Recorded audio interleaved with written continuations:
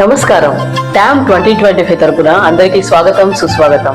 ట్యామ్ 2025 స్టూడియోలో ఈ రోజు మనతో పాటు ఉన్నారు మహేష్ అలహరి గారు. మహేష్ గారు నమస్కారం. నమస్కారం. ఎలా ఉన్నారు మహేష్ గారు? బాగున్నామమ్మా. చెప్పండి, ట్యామ్ 2025 ఉగాది వేడుకలు ఎలా జరగబోతున్నాయి? డెకరేషన్స్ ఎలా ఉంటాయి?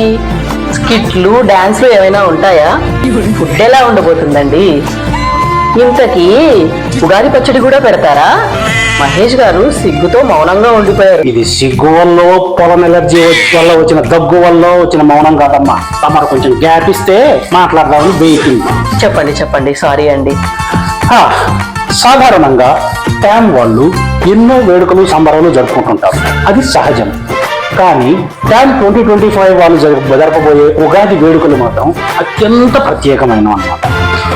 ఎంట్రన్స్ లో డెకరేషన్స్ అయితే అచ్చం మన ఊరినే తలపిస్తాయి అన్నమాట. ఆన్ స్టేజ్ మీద మాత్రం ఇంతకు ముందెన్నడూ ట్యామ్ లో చూడని విధంగా అత్యంత కొత్తగా ఉండబోతుంది. అండ్ డాన్స్ ప్రోగ్రాంలు, కామెడీ స్కిట్లు అయితే అస్సలు మిస్ అవ్వద్దండి. ఇకపోతే ఫుడ్ విషయానికి వస్తే ఆల్రెడీ వాళ్ళకి తెలుసు, ఉగాది పచ్చడితోటే ఉగాది వేడుకలు మొదలవబోతున్నాయి ఈసారి. అసలు అవునా? సరే, యూత్ టీం గురించి కూడా ఏదైనా చెప్పండి. యూత్ టీం మనకి అడుగడుగునా అందుబాటులో ఉంటారు. ప్రతి పనిలోనూ చేదోడు వాదోడుగా ఉంటారు అనుకో. Great job youth team. మరి వాలంటీర్స్ గురించి కూడా చెప్పండి. వాలంటీర్స్ ట్యామ్ కి వెన్నెముక లాంటి వాళ్ళు.